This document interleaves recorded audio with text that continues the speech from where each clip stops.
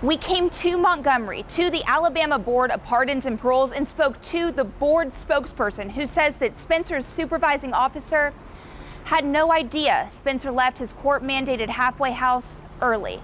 The review board cleared him of any wrongdoing. Now, we do know that he has been relieved from his duties as a police officer and will be performing administrative duties. But here's the thing. He was indicted by a grand jury, so obviously that group of citizens saw something differently. And we just find it interesting that after we began airing announcements promoting our investigation to air tomorrow night, there is now an arrest in connection to the prison contraband. Still a packed room of happy people. Congressman Mo Brooks just elected to his 5th term for the District 5 seat on the U.S. House of Representatives. I was actually talking to the fire chief right after our last live shot, and he says that he lived right down the road. Now, because there were batteries inside that building right there, he said that even from his home right down the road, he could hear just these like pop, pop, pop. He says that's what happens when you get a lot of batteries inside somewhere. It's the Alabama Board of Pardons and Paroles.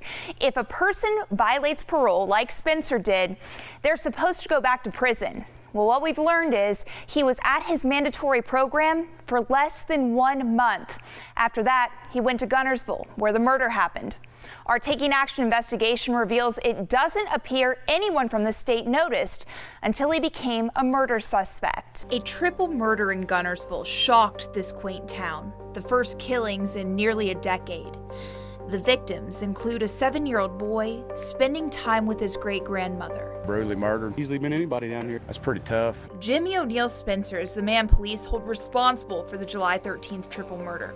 The state's Board of Pardons and Paroles didn't think he needed to spend more time in prison, so they let him out early. Then, Spencer didn't think he needed to stay at his court-mandated halfway house. We came to Montgomery, to the Alabama Board of Pardons and Paroles, and spoke to the board spokesperson who says that Spencer's supervising officer had no idea Spencer left his court-mandated halfway house early. Whenever he got arrested in Guntersville, that's when it came to the realization that he was not living at the halfway house. That is when it came to our attention. Spencer's case file included multiple prison escapes, a prison assault, and a burglary attempt that resulted in him getting shot. That information is available to the board. Why was he able to be paroled, though?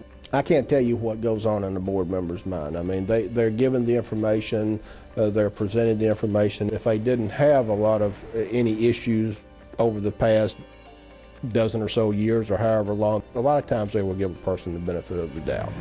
The board sent him to a halfway house in Birmingham, then he left. Again, how could this have happened? Anybody that we supervise, they're mandated contacts that they're supposed to make, and in those contacts are home visits, employment checks, things along those lines. The board says Spencer was checking in. He just wasn't telling the truth. He was still reporting, he was still listing the address, so we thought he was still where he was.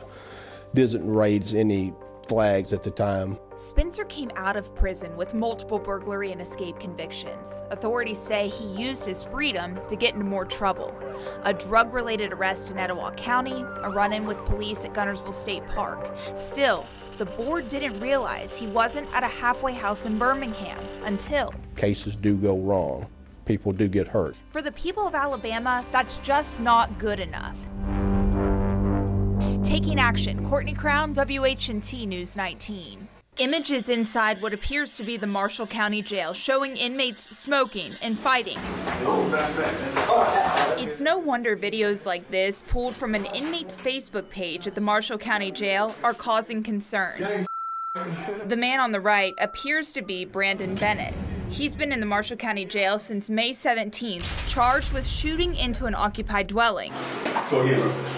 Got it, bro. One more time. This violent video is filmed inside the jail. One local person who's watched the videos and is familiar with the jail environment spoke with us on the condition that we kept them anonymous. How does the staff let things like this go on in the jail? Fighting isn't the only apparent issue. A Marshall County resident sent me video that we believe an inmate recorded on the social media app Snapchat. How many you want?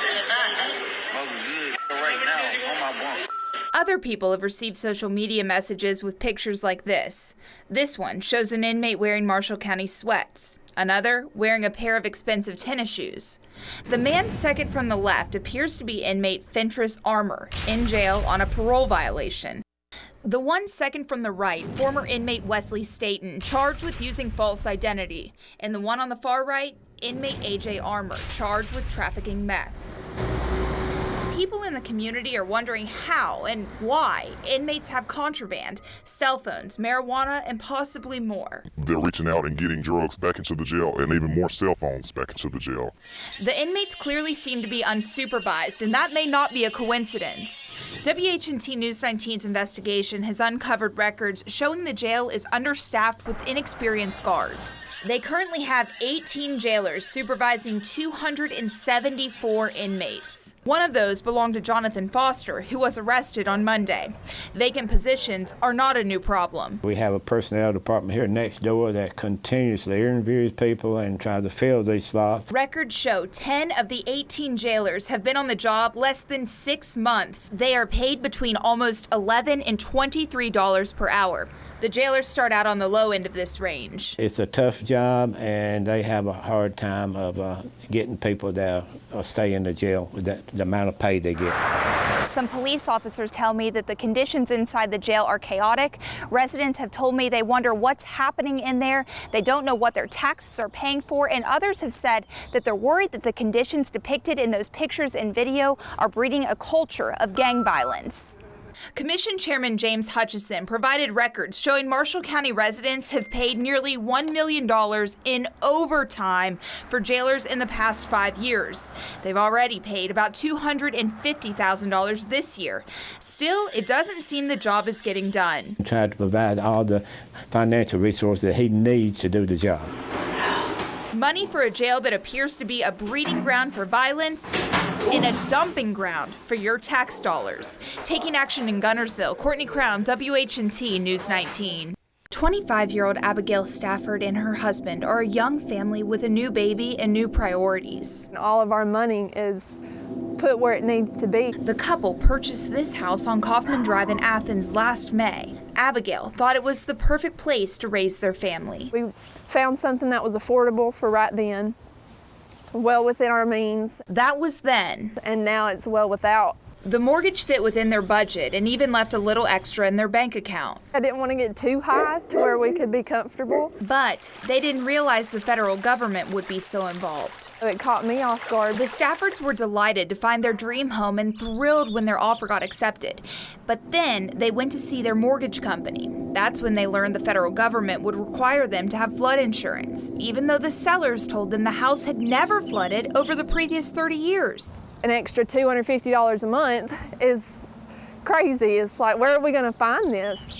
The news shocked the Staffords and the previous owners, who agreed to pay for the first year of coverage. But now it's time to renew. And that's what caused our mortgage payment to go up almost $200, $250. So we were going to end up paying almost $1,000 a month for the house, and there's just no way, because our minimum budget was, our max budget was $750. Abigail and her husband tried to challenge the flood zone 3 times. They said that I'm still required. WHNT News 19 is taking action to investigate if there's any solution for her family. We shared her story with Micah Cochran. He's the City of Athens Geographic Information Systems Coordinator. Usually we get the calls, like the couple that you interviewed, of, oh, we're in a flood zone? Cochran showed me FEMA's map of the City of Athens, separated by the 3 flood districts, flood zones X, AE, and A. X is outside the flood zone. Zone AE has a designated area for flooding. Zone A is an area with nearly a 1% chance of flooding per year. The Stafford's home is in Zone A. There's not much you can do with the Zone A. We don't know. We don't know what the risk is, so they're going to have to carry flood insurance. No matter where you're purchasing a home, check whether you need to carry flood insurance. Every community has a floodplain administrator, and a call to them could save you lots of money. It's hundreds, perhaps thousands of extra dollars more per year. This flood map dates back to 2009. FEMA is releasing a new map in August. Unfortunately, the Staffords shouldn't bank on any changes. No, they're still in the flood zone. It's complicated, but we're going to make it work because we have to. Abigail doesn't want unexpected insurance costs to sink another family's savings. Taking action in Athens, Courtney Crown, WHNT News 19.